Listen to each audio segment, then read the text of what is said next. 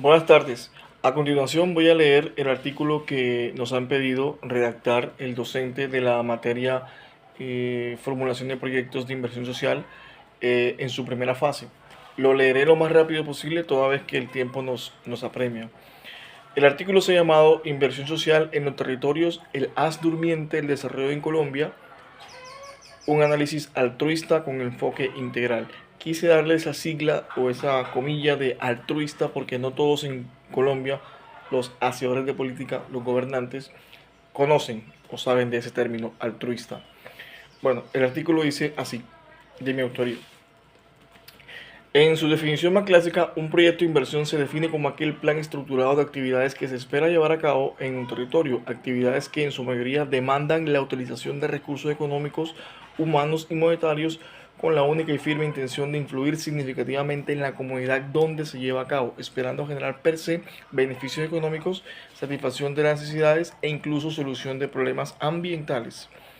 Si le agregamos el apellido social al término inversión, abrimos más aún su espectro y rango de acción e incluso le damos un giro de 180 grados al término, toda vez que se pasaría de pensar en solo asuntos ligados con los beneficios y o rentabilidad económica derivada de la inversión a pensar en la satisfacción altruista que en la mayoría de los casos perciben sobremanera los miembros de la comunidad asentados dentro del territorio.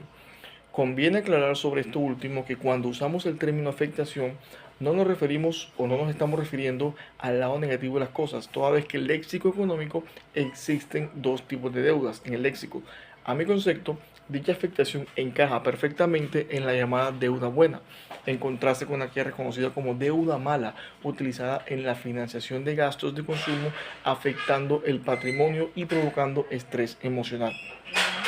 Muchos son los casos donde proyectos de inversión mal estructurados nacen de la adquisición de una deuda mala o peor aún, terminan convirtiéndose en una.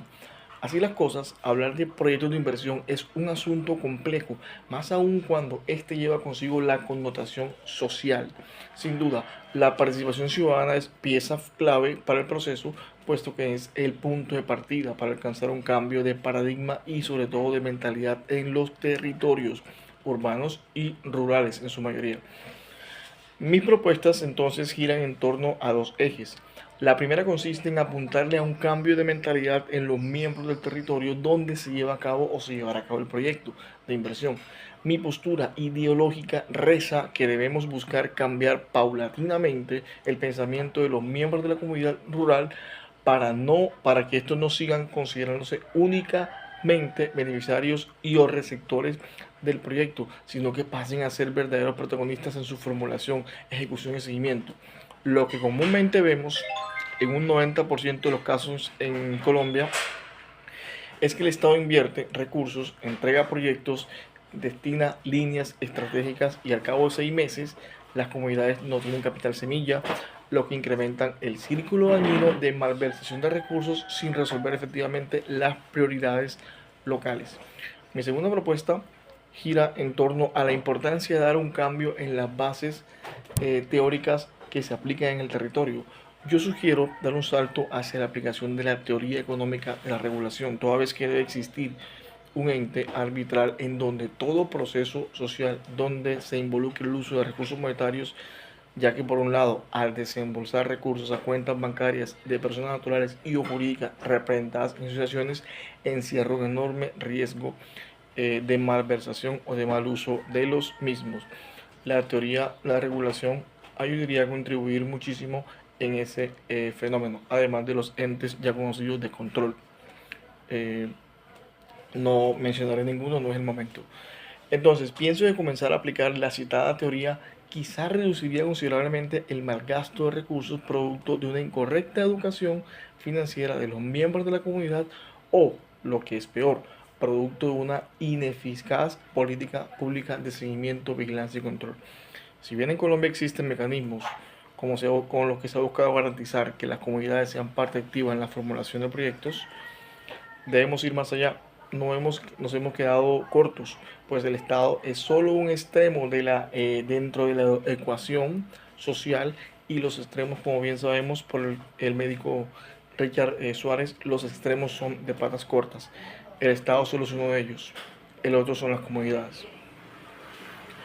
Lo importante aquí es alinear la planificación territorial con las necesidades reales de la población que garanticen un manejo transparente de recursos. Por ejemplo, en el país se han adelantado iniciativas como el programa RESA, con ese, impulsado por el DPS, iniciativa que ha dado buenos resultados a pequeños productores, vendedores informales y organizaciones de base.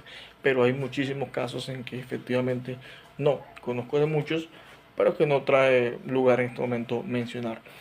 Para finalizar, a mi concepto, en estos temas de proyectos de inversión en territorios, más aún cuando llevan el apellido social, no es conveniente aplicar aquel viejo principio de economía del siglo XVIII que reza con Z, dejar hacer, dejar pasar, sino, por el contrario, el manejo económico se debe enfatizar en la naturaleza histórica y la dinámica social de los territorios, es decir, aplicar la norma al territorio y no lo que comúnmente ocurre que es al contrario, al revés, basados en un equilibrio entre el capital, recursos del Estado, el trabajo, la mano de obra de las comunidades y sus aportaciones, y por último y el más importante factor que serían las decisiones políticas, o sea, el discurso político debe ir en línea, en una misma línea con las decisiones del Estado y los requerimientos y voluntades también de las comunidades en el territorio.